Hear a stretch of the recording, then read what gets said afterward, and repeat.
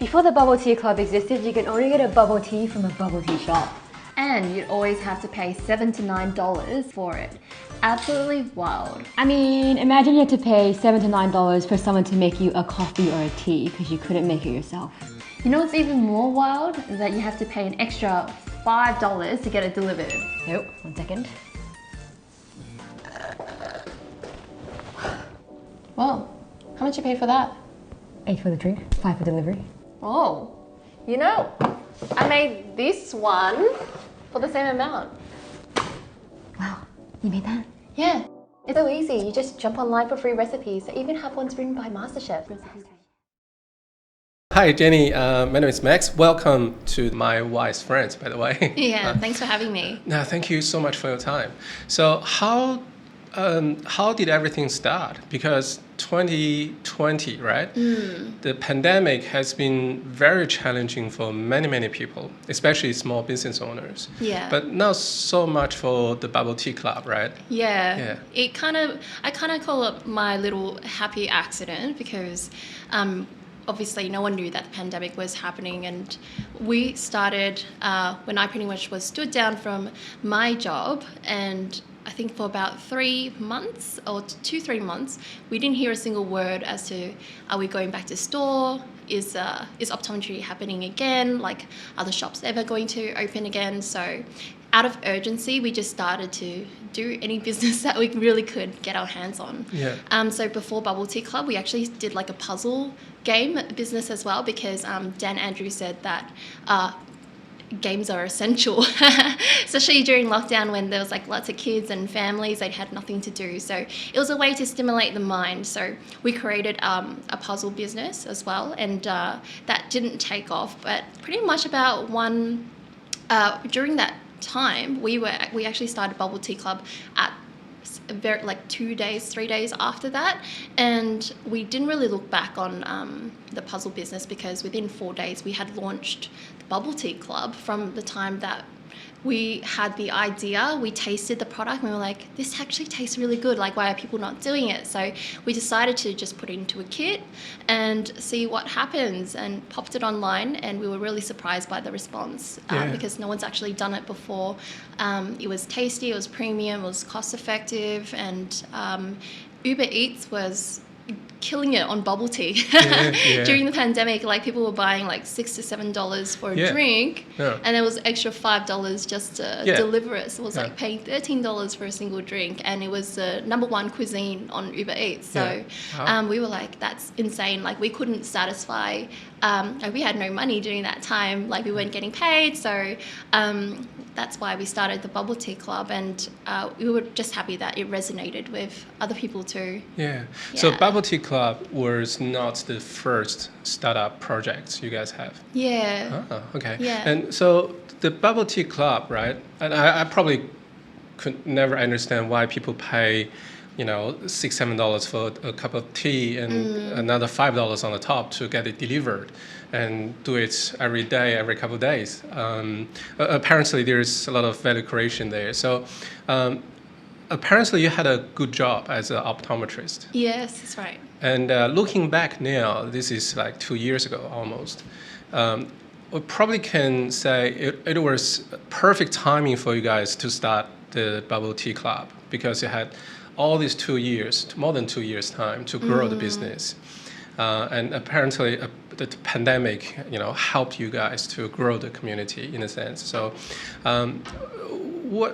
So you guys love Bubble Tea Club? So you were the consumers before? We were consumers, yeah. Okay. It was something that was very familiar for us as a young age. So my dad would take, even Pam's dad, they would take us both to bubble tea stores when we were younger. And I remember going to Footscray, and there was this one store called Happy Cup, I think, or Bubble Cup, actually. Yeah. And we would have like the taro milk teas. And so growing up, it was a very familiar thing to us. Yeah, the bubble tea shop, I think it was one of the biggest franchise or chains in Australia. And I was surprised that no one actually is doing the Bubble Tea Club, the kit idea. So what brought you guys this idea of like a homemade bubble tea kit? So it was more so that we just didn't want to pay $13.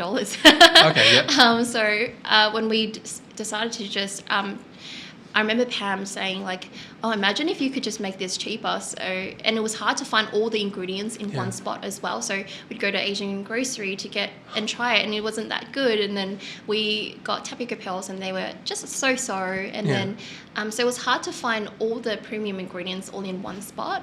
But now we actually source like premium ingredients from Taiwan, so which is like the motherland of bubble tea, as you probably know. And so that's where like the best stuff comes from. Yeah.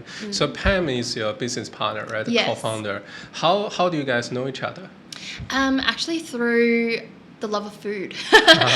So she has an Instagram page called Munching Melbourne. So I think she has like 50,000 followers as well. Wow. So she gets invited to eat at lots of different places. And my partner owns about like 10 different restaurants. And so he invited her to try some of the food. And that's how we got to know each other, because I was top 10 Zomato reviewer in Melbourne for a while as well. So I loved food, and so we kind of just knew each other from there. So you guys were in the food business before you guys started already, right? I was just a reviewer. She was a blogger. Yeah. And she also has a business in marketing. Yes. And called Visionary. So digital agency. And my partner Justin, he runs a food and restaurants, but during the pandemic it completely changed, and he's gone back to full time while still juggling. Business. So Pam was running her own marketing agency business before this, right? And she lost the clients due to the pandemic. But for you got a good job, and then you don't know what was going to happen, because no one knew what was going to happen, right? So starting a new business, is that something you always wanted to do, or you were forced to start a business? I was definitely not forced to start a business. It was on my own accord, but it was something that, because my partner has really inspired me, he started off, I don't know if you've heard of Scroll Ice Cream in Melbourne, but it's the ice cream that rolls. So he started that in Melbourne, and then after that he started like Pocade as well, doing all these different restaurants, and I found it very inspiring that he's done all these different things like Gameology, which is like the biggest Australian board game as well. So because of all his businesses that I got to watch, I was really intrigued, and I saw how much he loved it. But I actually never knew that I was going to do it myself. I was more so intrigued and like looking at people on YouTube and seeing other people who've done business before. And so, but I had a stable career. It was something that, my parents just was like, do this, and that's pretty much it for the rest of your life. And but I never really ventured into doing business except for selling a few things online. And that was I think the pandemic was the first step that was like, well, I have nothing to lose, and let's give something a go. And that's why I call it my happy accident, because I've learned so much and it's been very enjoyable. Speaking of the happy accidents, let's look at that now, right? As a Asian family, you have a very good job, stable income, you have a bright future, you went through all the trouble, all the education to become an optometrist. And if it were not for the pandemic, would you, like, if we go back again, would you start a business, or would you try to stay in the industry? Or if there was no pandemic, would you start a business? Knowing what I know now, I would start a business.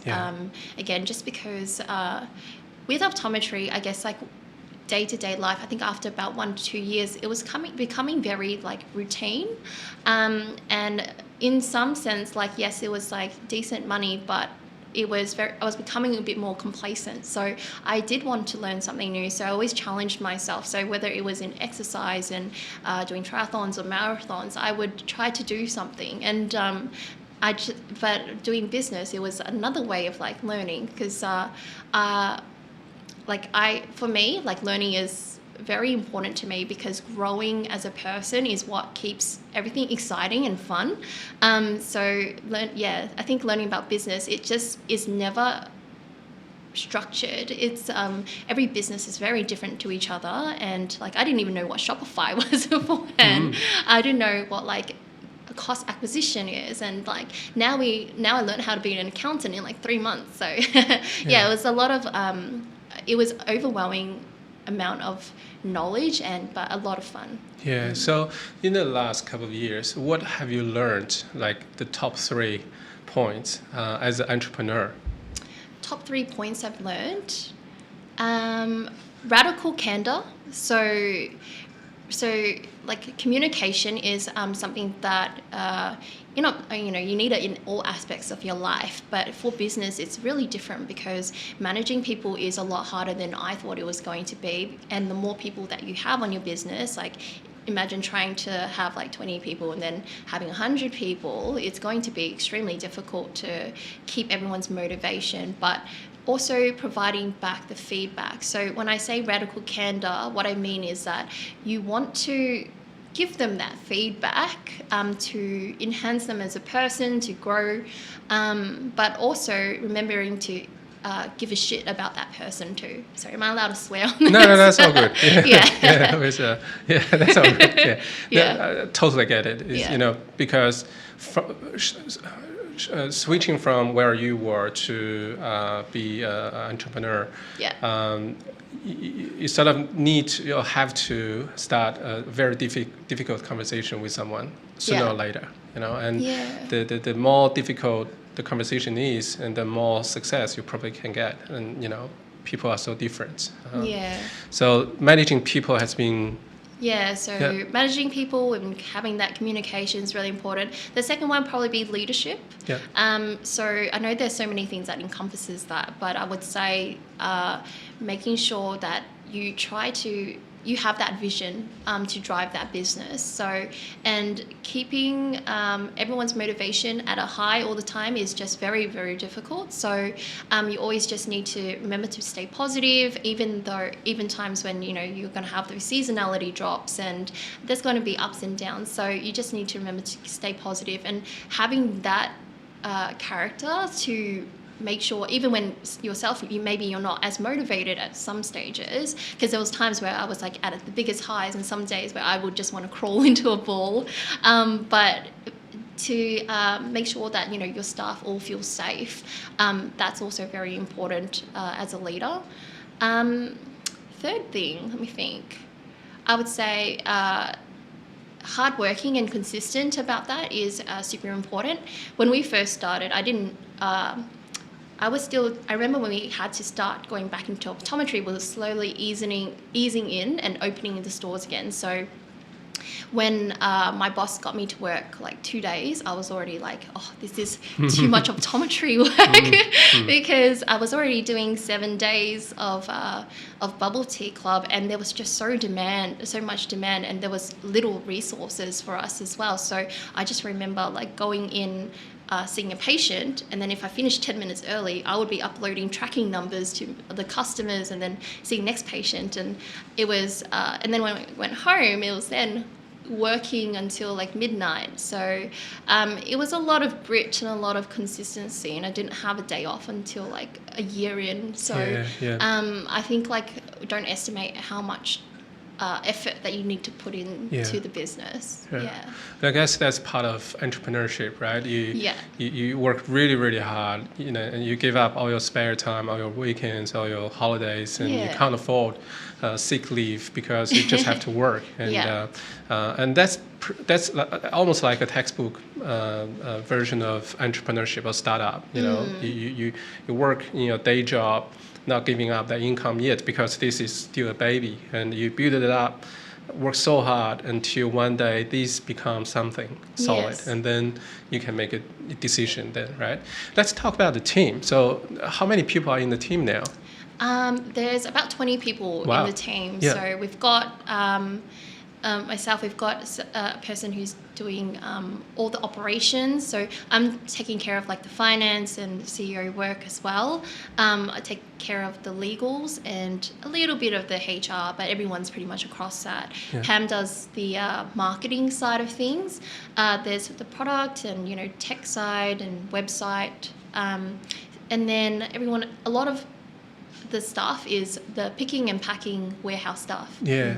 How do you guys assign the roles when you guys started? Like, who's the CEO? Who's the marketing CMO? Yeah, I think as a startup, it's you as a business owner, you have to wear multiple hats. So I kind of just had to do whatever the business needed me to do. So at the beginning, I was doing operations in front of house and organizing all the product stuff.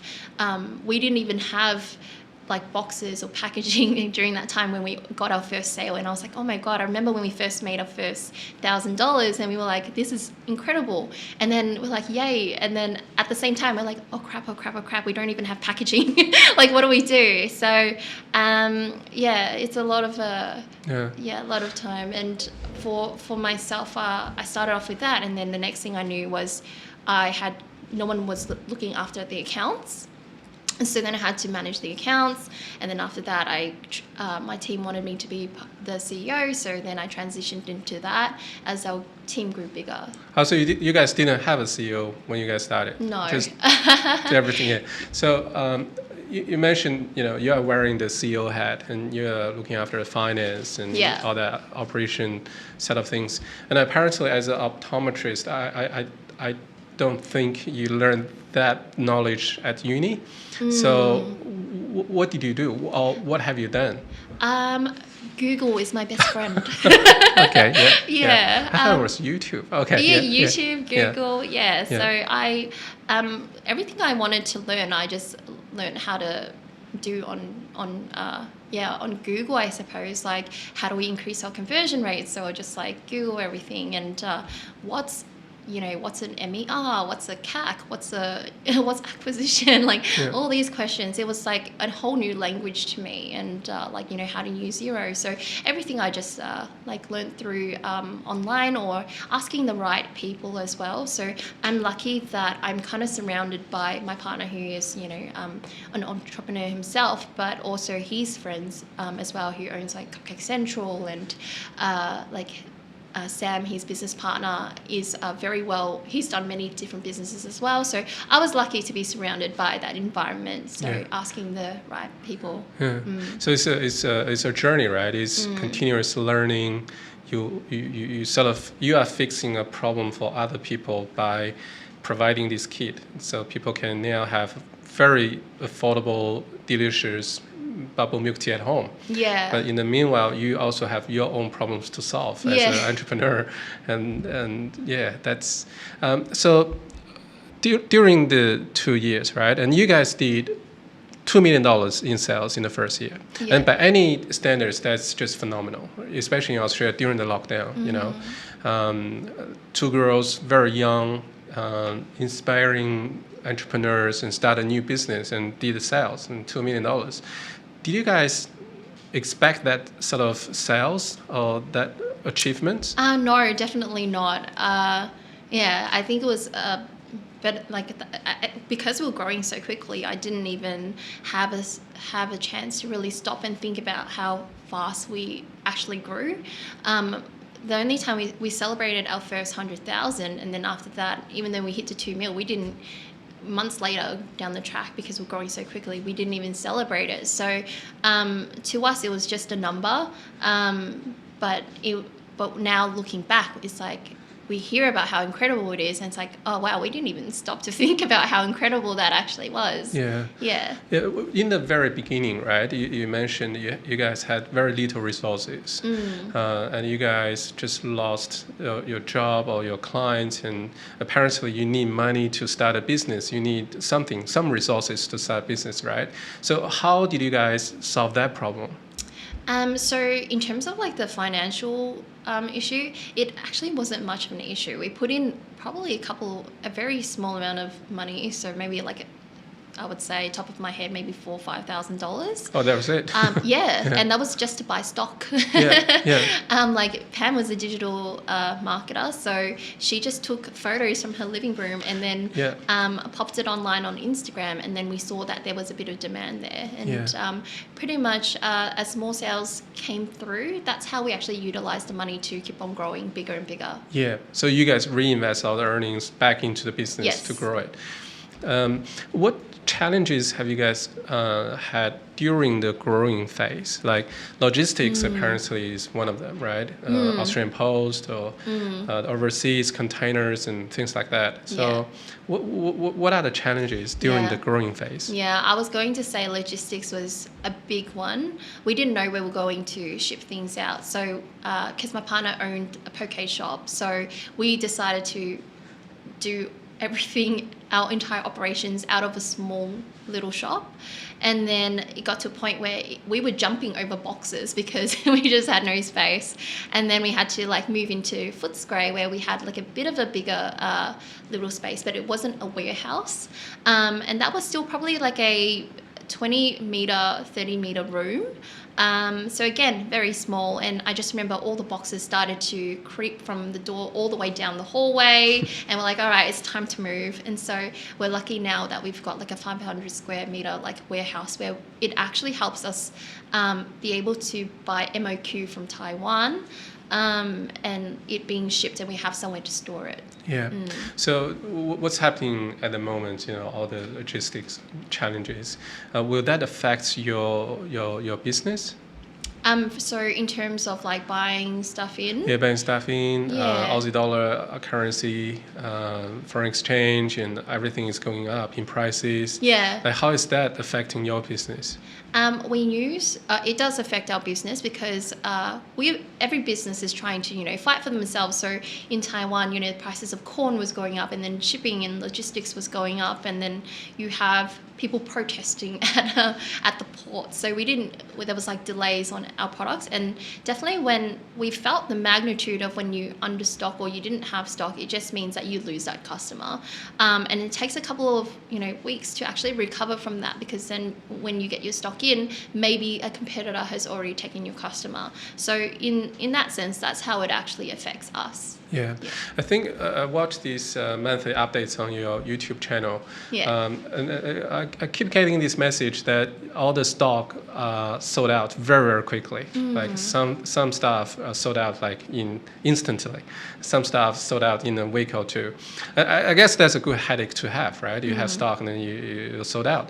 But moving forward, how do you plan to solve that problem? Like, if you have such a strong demand, but you don't have enough stock, which means you are leaving money on the table, right? You're not making the profit you deserve. So what do you guys want to do? It's really funny because now we've actually overstocked. Okay. Yeah. So because we've moved into like this bigger warehouse, we're able to store for longer things. But the good thing is that our product, the expiry is very long. So we can keep it for a very long time. So that's kind of like the first thing we've tried to combat.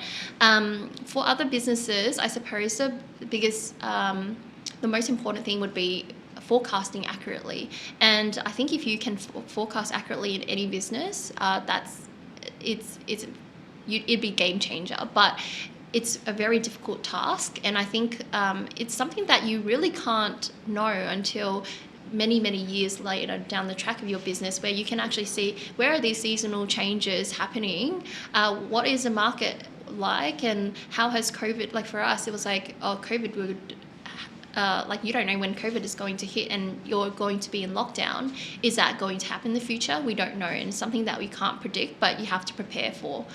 So the many years down the track, that's how you get more historical data and make more informed decisions. But at the beginning of the business, we had 1 year of seasons, and it was really hard to predict as to what the trend's going to be like this year or next year. Yeah.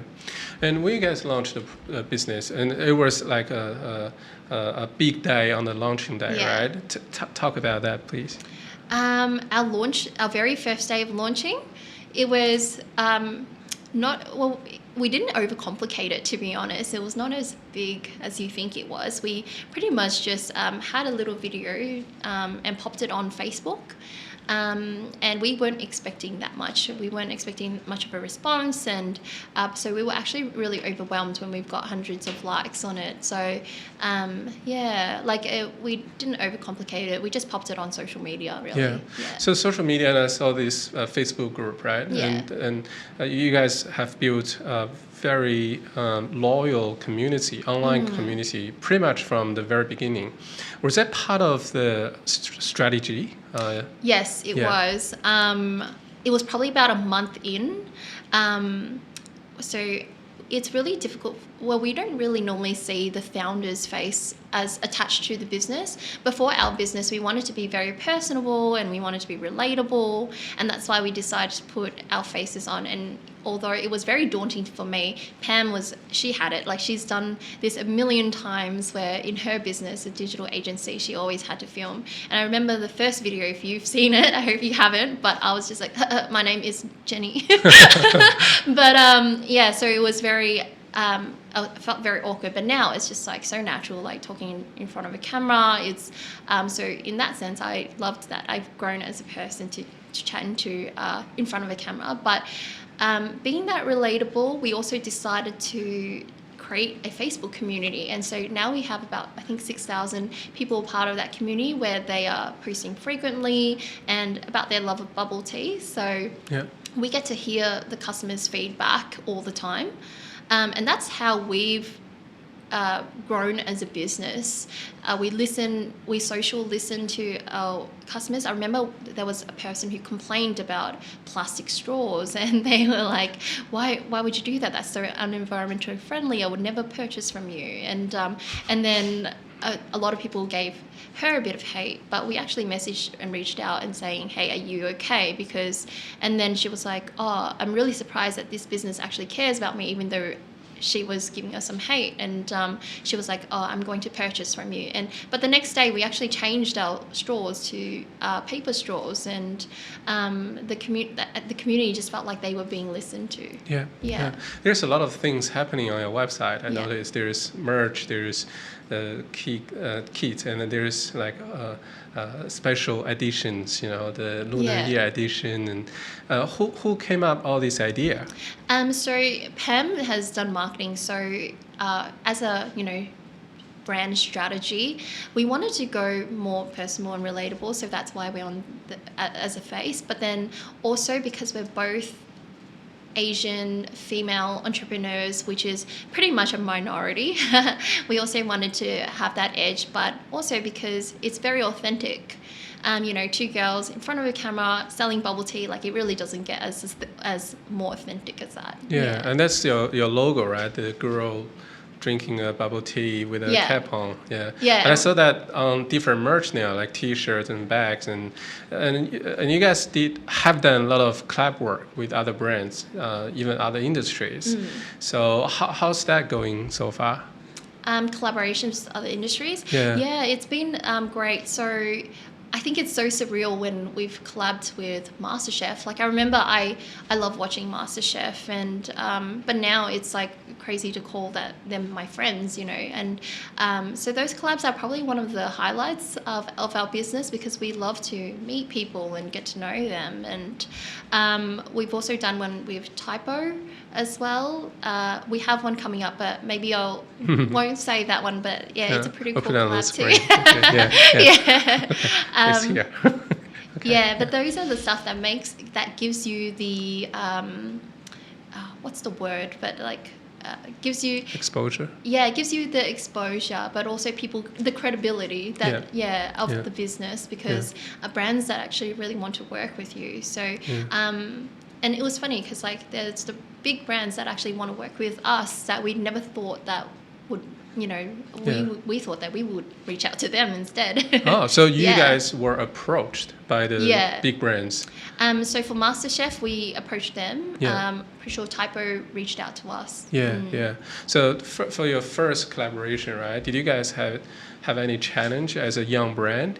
Like how many doors do you guys knock before? Our challenge with our collabs was getting the pricing right. So we didn't realize, because everything again was on the go, and it was in the first couple of months of launching our business. I just remember us just putting in a a random pricing that we thought that made sense, but now looking back, it was like, oh, we didn't even make that much from the collab, but at the same time, it did give us credibility. So it's weighing up like what's the pricing strategy. It's part of the learning, right? Yeah. So speaking of the pricing strategies and your products. And apparently, customers are happy to pay $15-17 for a cup of milk tea delivered, right? So that's the willingness to pay. You have a very high willingness to pay there for your target market, and your kit is very affordable. I think it's around $1.72. You can start there. So the difference, and how did you guys price your products? Like, did you guys think about maybe we should price the products higher, and that's $15 a cup, and we're only $2 a cup, and it takes you 5 minutes at home. So what happened to the pricing strategy in the beginning? At the beginning, it was very messy. We kind of just popped in a price that we thought it would work, but then that's why I kind of had to jump into the account side of things, where I was like, operations jumping to accounts. That's when I actually really looked at the pricing and seeing if the pricing works. So all you need to do is just pop it into a P&L, and then by the end of that, if the bottom line works, then it works. And so it's just looking at the profit margins there and seeing where can you cut costs. Did you know the P&L, balance sheet, all that kind of things when you started? Where did you learn that? Google. Okay. And talking to an accountant as well. Yeah. But now I have my own accountant because it just takes a lot of time. So I learned how to just more manage as on a higher level. And when we did the business case study at XMBA Academy, right? And the reason why we chose the milk tea club, the milk tea industry, is because it's very highly profitable, and the entry barrier is not that high, and therefore in the last few years in Melbourne CBD, in Sydney CBD, there are like 20 milk tea shops, retail shops around, and shops open, shops close, and keep happening. And your business, right? And now, if one of the successful retail shop starts their own kit, what would you guys do? Yeah, we've actually had this question a couple of times, but for us it is the internal people are very different. So what makes it a business different to another business is its authenticity. So having like Pam's face and my face on the business is very authentic, and people have that feeling that they can relate to us, and we're willing to put in the work as well. So maybe like whether, I know Cha Time has already started something as well, where they've gone into Woolies, but I tried it, didn't taste as good. We stick to our vision and our values of delivering tasty and premium products. So even though we pay probably the most expensive syrups in Melbourne, we don't want to like waver from that, because we know that's what our customer actually sees, and those are the customers we want to keep, because they are there for the taste, they are there for us. We actually had like other people approach us, go into our Facebook community, and they started their own bubble tea business and was like, come to my business instead. We're cheaper and stuff. And then they actually ended up getting a lot of hate for that, because they posted it on our customers was messaging me and messaging Pam like, hey, these guys are DMing us, and privately messaging a lot of other people saying that come to their website. And they actually posted it on our community, and we had about 100 comments saying that we'll never leave you. So it was a lot of loyalty there. I can see. If a customer comes to you and say, we've been DM'd, and be alert. So that's telling us, that there is loyalty there. There's loyalty in your customer base. And if I were your business consultant, I would say one of the best things you guys have done so far is the community, building the community, and that's probably your entry barrier, or your barrier to competition, because it's. Anyone can start a new shop, put in a couple of machines and start a bubble tea shop, but the community you can't steal, right? Yeah. The community has been with you guys for over 2 years now. And I think 7 months ago I watched this. You guys posted this YouTube clip. You guys were growing so fast, and you were looking for investors, if I were correct. Yeah, that's so right. What was the story then? So we wanted to expand and grow our business into different markets. So we thought By different market, you mean different cities or different countries? International. So we were thinking either US. So right now we're thinking like, is it US, Canada, or the UK? What's going to be the best for us to grow into and testing that demand? But in order to do that, because like one city in just like the States is like the whole of Australia, there was no way that the amount of capital that we could put up ourselves could buy even just the stock. So that's why we asked for help from our community.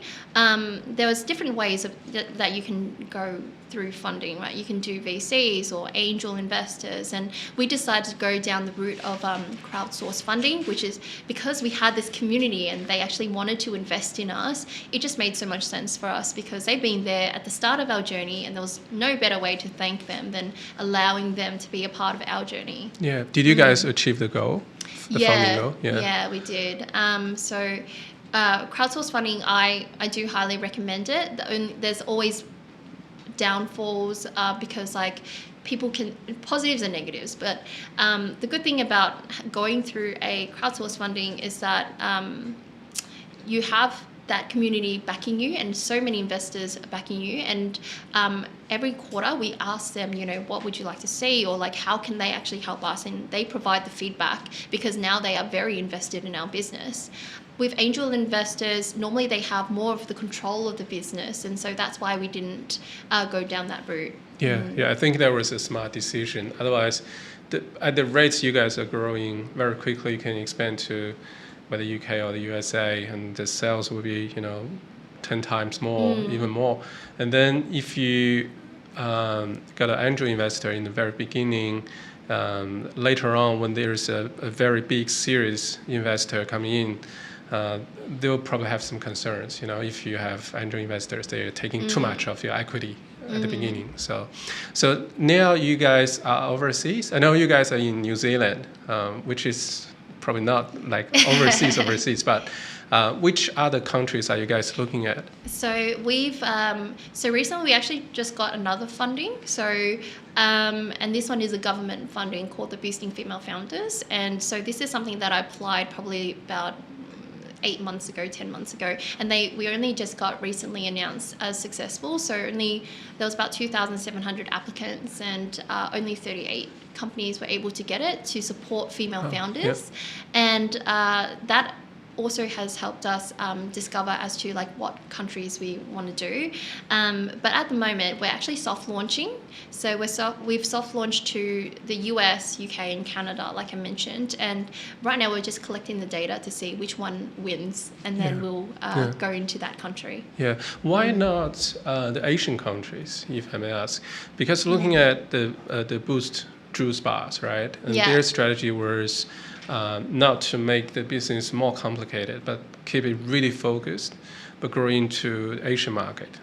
China, Singapore, other countries. Well, firstly, I've been to Asian countries and their milk tea is like $1, which we can't compete with. The second thing is also a lot of like our customers have never, a lot of them, maybe about 10%, have never tried bubble tea before. So we're actually growing and expanding this bubble tea market itself.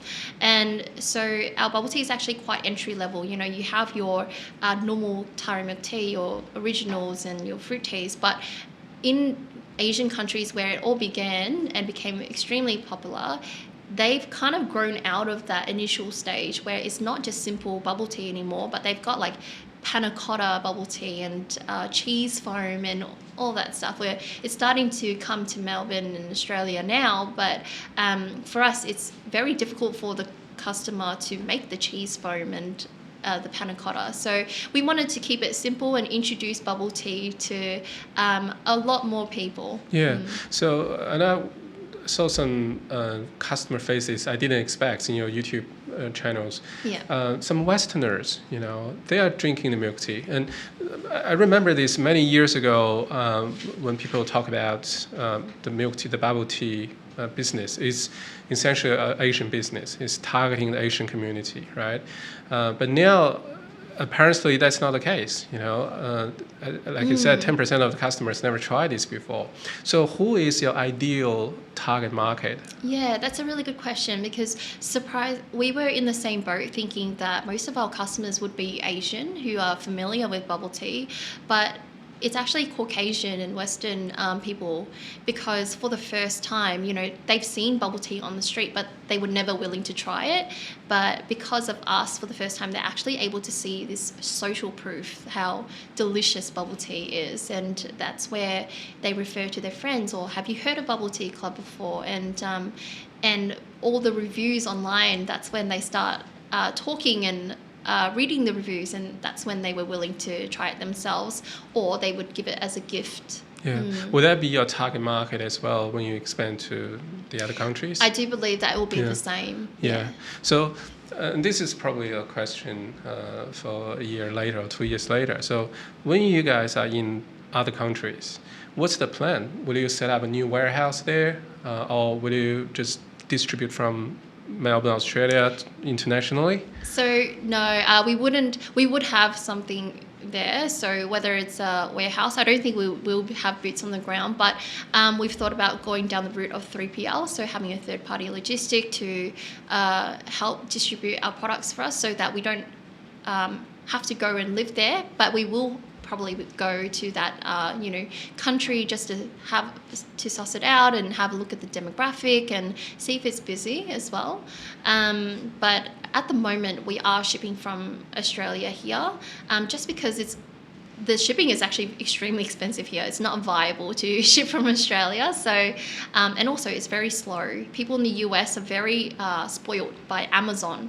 Amazon can deliver next day delivery or same day delivery. And so if you're like 2 days late or 3 days late, you're going to get a lot of customers from the US who are not as forgiving as they are from Australia. We're a lot more relaxed. So, so we do plan to do like a 3PL over there. Cool. So moving forward this year, and hopefully the pandemic, will come to an end in the next few months. What do you expect? So the pandemic apparently helped you guys to grow the business, but if the pandemic, say, ends mid of this year, what's your new business plan to grow the business? Yeah. So. Actually, we had our biggest month when we were not in lockdown. So, that actually just shows us that the business is viable and can continue to grow. And we are hitting like a gap in the market. Okay, cool. And are there any existing challenges you guys are trying to fix, or opportunities for others to invest in your business? Like what's happening right now?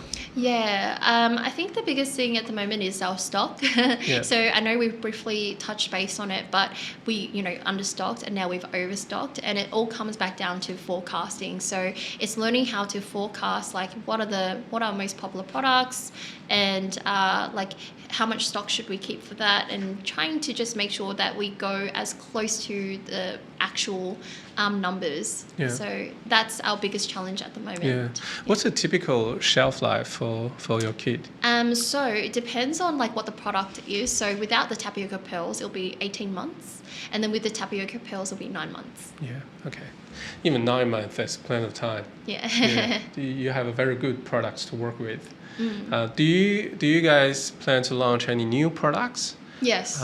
Like a part of, by new products, I mean not milk tea kits, but other drinks and other, Yeah, so we actually want to expand our merch as well. So out of just like bubble tea, we do want to do other, anything that's relatable to our brand. So whether it's like Instagrammable, it needs to be cost effective, and it also needs to be easy to make. Yeah. Why merch?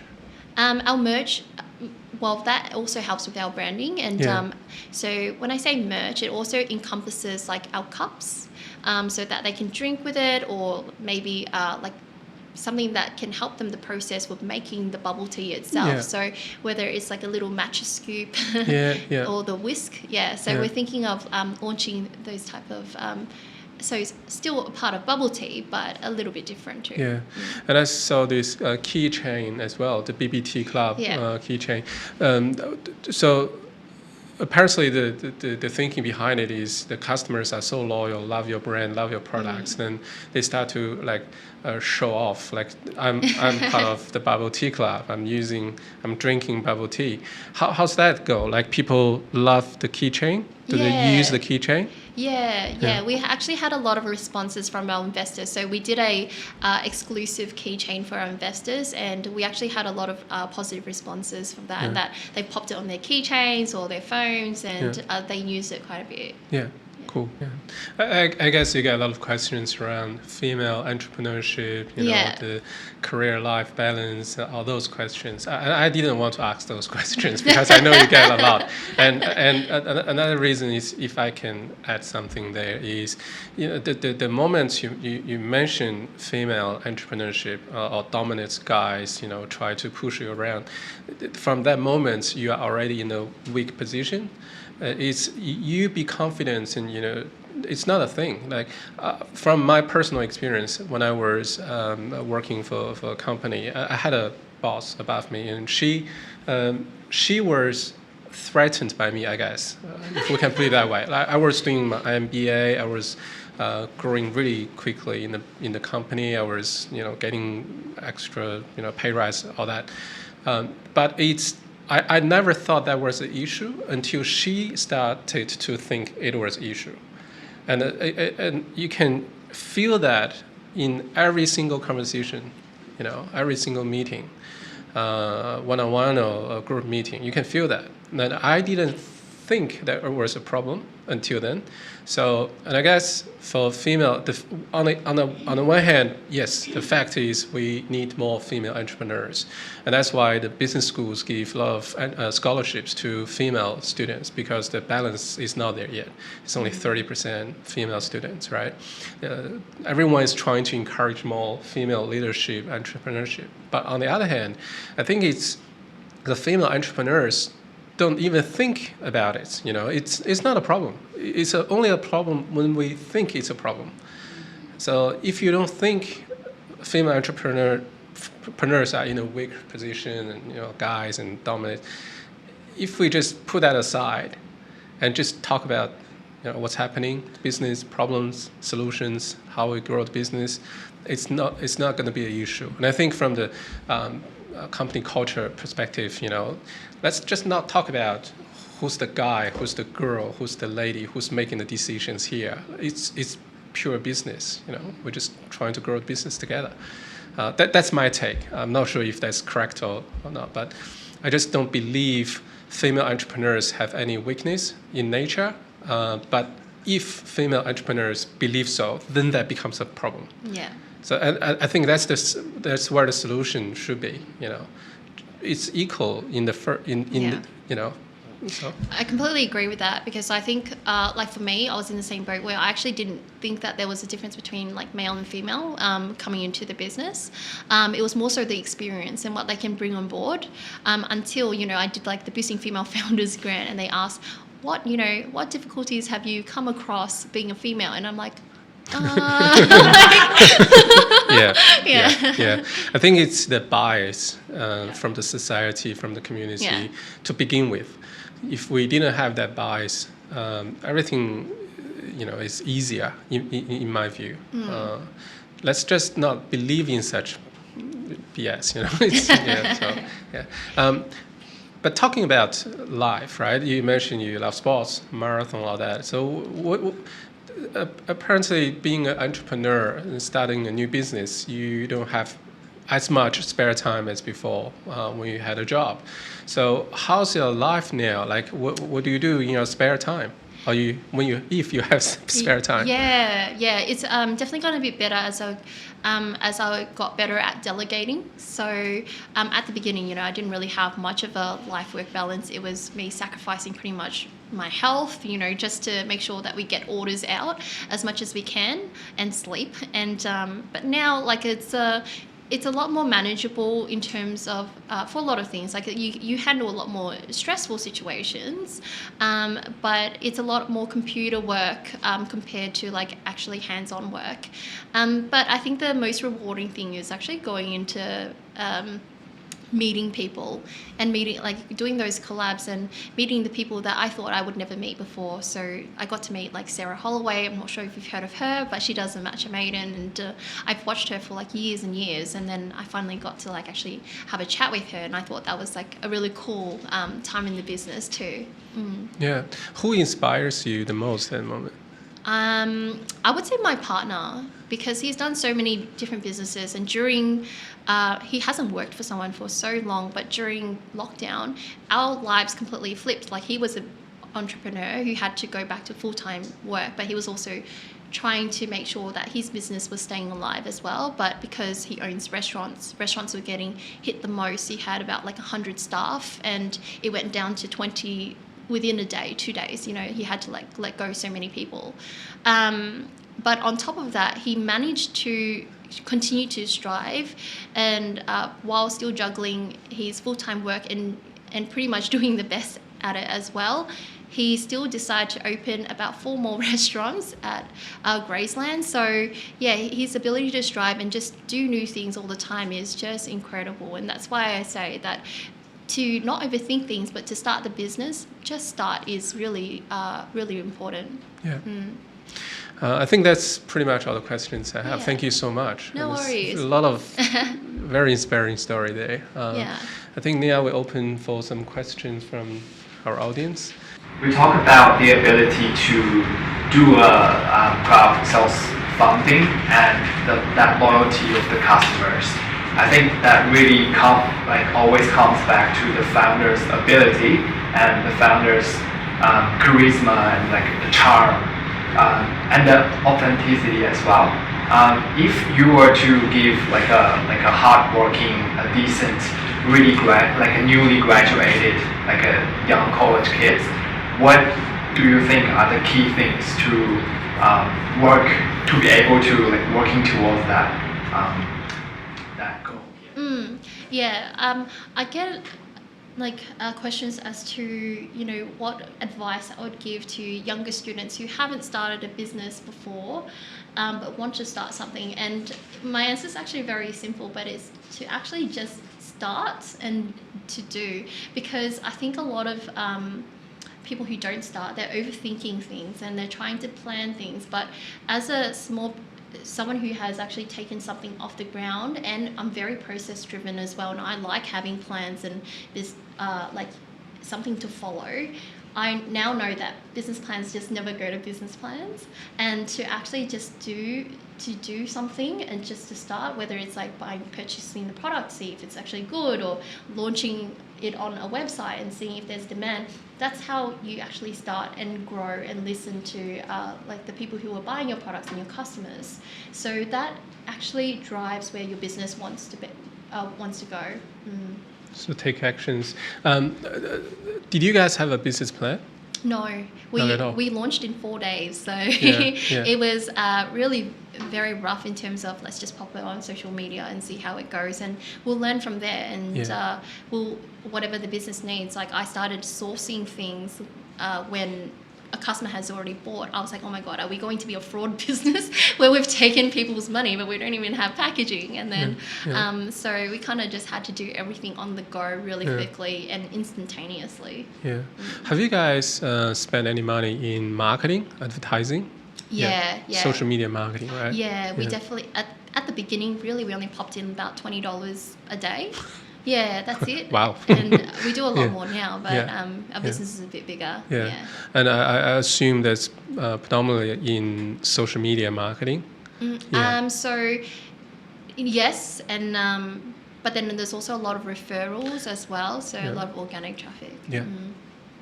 So as a startup, hi Jenny, my name's Sandy. So as a startup, we have all these, because you're saying you're wearing a lot of hats, you're putting yourself in the driver's seat of a lot of positions, and as a startup, it's hard to justify investing in a lot of say lawyer fees, marketing fees. I find myself in the same position. So what is the hardest investment decision you've made along your growth, as in, but actually, paid off? Reckon? Like, is it expanding into a bigger warehouse? Is it hiring a marketing person, or is it something else? Hiring is probably the answer. So as a startup, you can't always just be profitable all along the way. So we knew that we shouldn't, when we put the money in, we hope to see a return. So it shouldn't really be seen as just an expense, but also as an investment. Hiring. Yeah. And hiring the right people as well. So having a good hiring process is also really important. So people who have who are affiliated with your business. So for us, it's like they need to be drinking bubble tea. They have heard of our brand before and they love our brand. We ask them, are you part of our community? Things like that. Yeah. Who is doing the hiring at the moment? So it depends on who it is. If it's just a warehouse staff, then we have the operations person who does that and the warehouse manager, and I trust them to fully do that. But if it's someone who needs a bit of a more senior role or C-suite, then myself and Pam will be doing the hiring. Yeah. And what sort of team culture or company culture you guys are trying to build? A fun brand. So we have a fun brand, but we also want to make sure that our staff are also having fun too. So we try to have regular dinners, or we just let's go order Macca's and let's have it as a group. And we try to just make sure that they have fun. Like, they're allowed to blast music if they want to. There's a lot of banter happening in our warehouse. So it's a lot of friendliness, but as long as they get the work done, then I'm happy. Yeah. Is everyone working from the warehouse, or someone is working from home, someone part of the team is working? So you do have team members working from home, right? That's right. Yeah. So especially during the pandemic, and they have families that they love and older who are very susceptible to getting sick. So we wanted to make sure that was a main priority. Like, we're a caring company, and so we want to show that we care through, look, you have a grandma who's sick, so stay home. So they are able to stay at home and work, but as long as they get the work done again, it's fine. But for the warehouse staff, of course, they have to go in. Yeah. But I do remember the pandemic really up. So there was times where we just had no staff to pick and pack. I remember there was one girl who, it was her second day actually, so she was a newbie, but she was the only person that was in the warehouse, and she had to pick, pack, seal everything herself, and then the next day she quit because it was just very overwhelming. But I don't blame her, but at the same time, no one else could work. So I think that's one of the challenge is that the pandemic does cause a lot of problems that you can't really foresee, and you don't know who's going to get sick, and you can try to take precaution as much as you can, like giving them rat tests, but at the end of the day, you just don't know. Any questions? Can I follow up on that question? So as you go transitioning from a startup to your leadership role, where you kind of have more free time in terms of as an entrepreneur, or instead of as a technician for the company, what do you think is the most important or the key decisions you've made that allows you to transition to this role instead of doing everything yourself? Yeah, letting go, because I'm the type of person who wants to do everything myself, and the only person I could trust was myself. I know how I work, and so I just wanted to do everything, but time was just against my favor. So that was the point where hiring was really important, because then I could trust the people to do the work. And in addition, I think when we talk about the different skill sets, I think there's a very big difference in the skill sets you need for when you want to start up a business, to that maybe from zero to the first million, and then to take it from $1 million to 10 mil is going to be a completely different skill set. And I think for me, it's where I'm now learning how important networking is, and so I'm trying to network to as many people as I can who've already been there, done that. Yeah.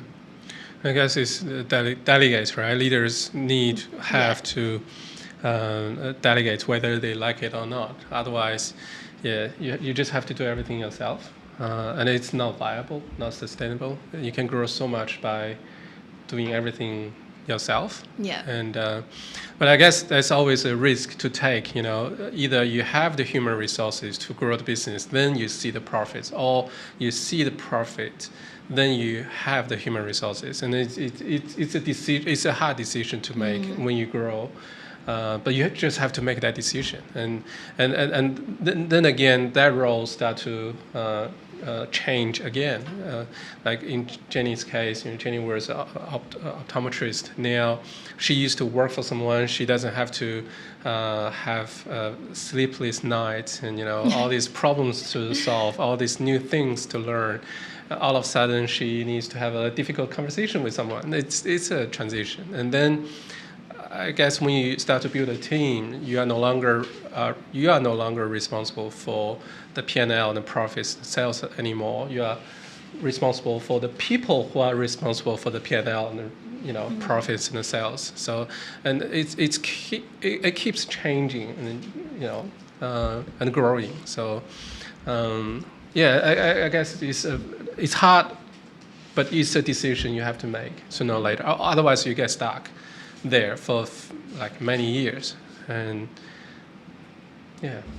good question, Harry. To continue on the same question, so what is the first, as in apart from like picking and packaging, what is the first role you've actually given out to someone else? Like the first thing you've hired a person doing instead of yourself?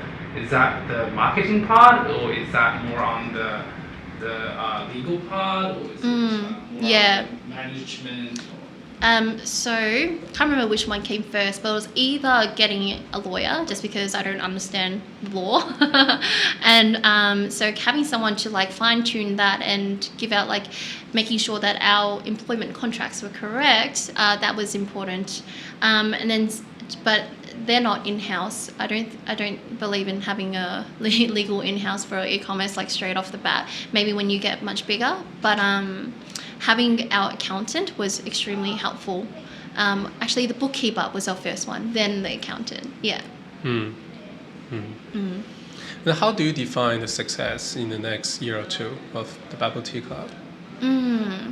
That's a good question. We'll see if going international and making sure that there's a demand, I think that would define our success. Yeah.